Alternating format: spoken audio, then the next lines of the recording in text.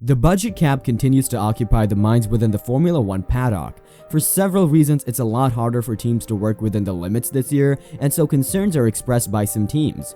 They want to see an increase in the budget cap because otherwise the development time may stagnate early in the season.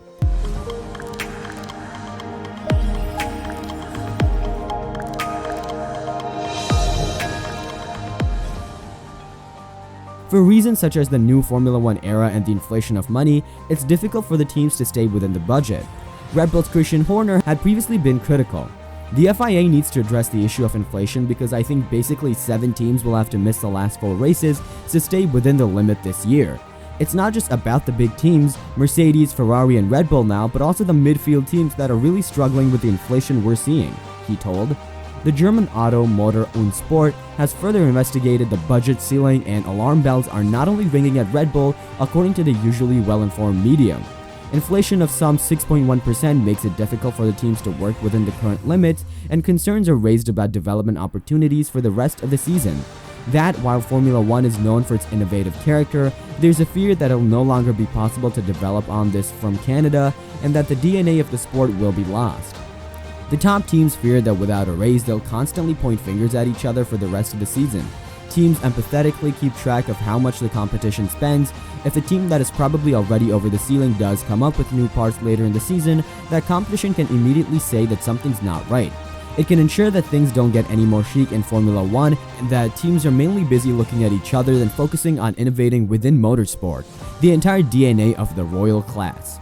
Horner has often spoken about the increased cost within Formula One, something that the sport itself cannot do much about. Red Bull Racing may have a large wallet, but the cost ceiling limits the expenditure pattern of the racing teams. The British team boss has lobbied for the ceiling to be slightly widened before, so that teams do not get into trouble, but Horner can count on little support from other teams.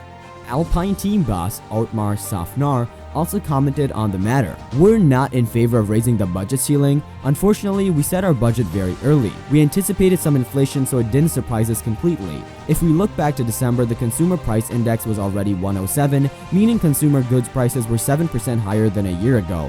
Most teams put together their budget for the following year in November or December, so it didn't come as a surprise to us." According to the American, the other teams therefore have no excuses. So we planned ahead and took inflation into account. Even if we hadn't fully accounted for these high transport costs, we're still under the budget cap. Confronted with the words of Horner, who claimed that 7 teams have to miss the last 4 races this way, Szafnauer burst out laughing. "Okay then, that would be very nice for Alpine. Then we can take the steps in the championships. I would welcome that. Do we really have to take that into account, or Horner was just trying to be funny?" Otmar jokes. He continues in a more serious tone. He simply thinks that teams like Red Bull don't want to lower them in the battle for the title. "I know what our budget is.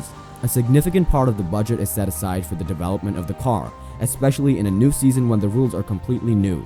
Then you spend a lot of money on the development because this year is a development race. If the transport costs increase by 3 million, but your development budget is 20 million, can't you just reduce your development budget by 3 million and still stay below the budget ceiling?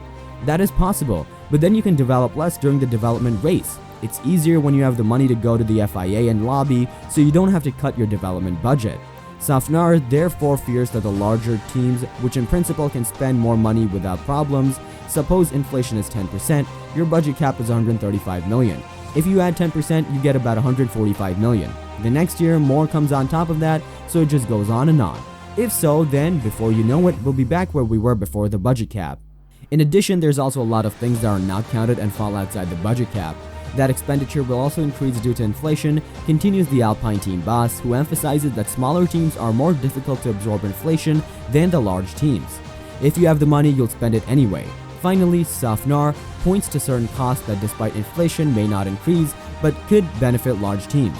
If we talk about the things that do fall under the budget cap, such as the salaries except for the drivers and the top 3 earners, do you think those teams will also increase salaries by 10% because of inflation?